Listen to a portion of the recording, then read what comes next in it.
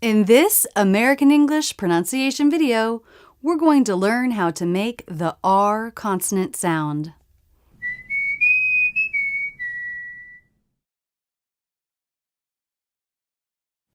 This is truly one of the hardest sounds in American English. Before I go into how to make it, I want to talk about how not to make it. In many languages, the R is made by bouncing the front part of the tongue against the roof of the mouth. Ra, ra. In American English, this sound is the T or D between vowels, but it's quite different from the American R. You can't hold out ra, ra, but you should be able to hold out the American R. This consonant is voiced. There are two ways to make this sound. In the first way, the front part of the tongue pulls back and up, like this.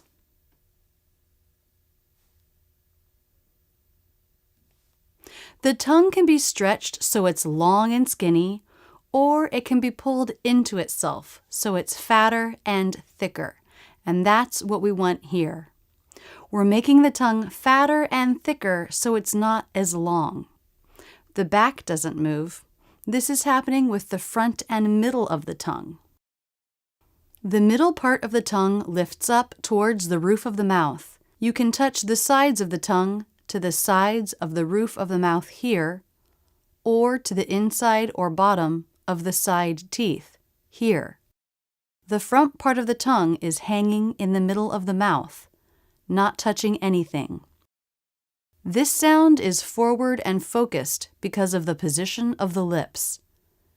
The corners come in, pushing the lips away from the face. This lip position will be a little more relaxed when the R comes at the end of a syllable. We'll compare this way on the left with the other way to make an R on the right. The R can also be made by flipping the tongue tip up. The lips flare the same way. Some native speakers make the R one way and some the other. Native speakers get the correct sound no matter the mouth position. But I've found that non-native speakers often drop the jaw too much in this second method, and it makes the sound hollow. The jaw doesn't need to drop very much for this sound. So keep this in mind as you work on one of these two methods. Here's the R sound on its own, not part of a word. You can see the lips flare. Think of creating a little space between the inside of your lips and your teeth. Notice how little jaw drop there is. We don't need to drop the jaw to pull the tongue back and up. The word rest. When the R is at the beginning of a word, we tend to make the lips a tight circle.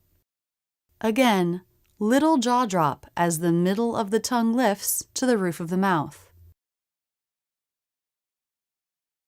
The word proud.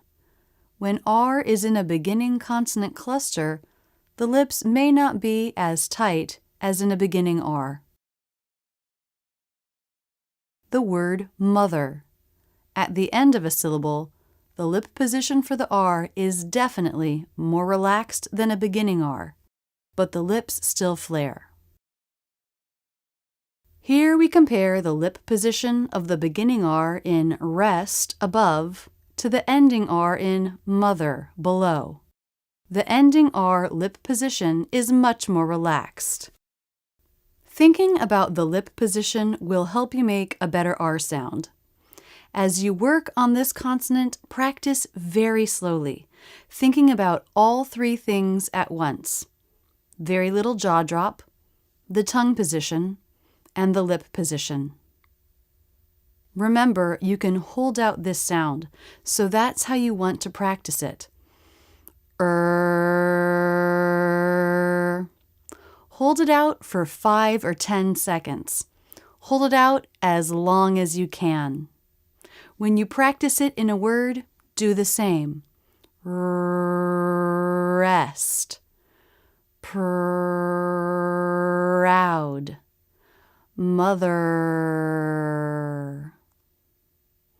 The R sound. Rest, proud, mother. Example words. Repeat with me. Read, read. Great, great. Try, try. Later, later. Right, right. Other, other.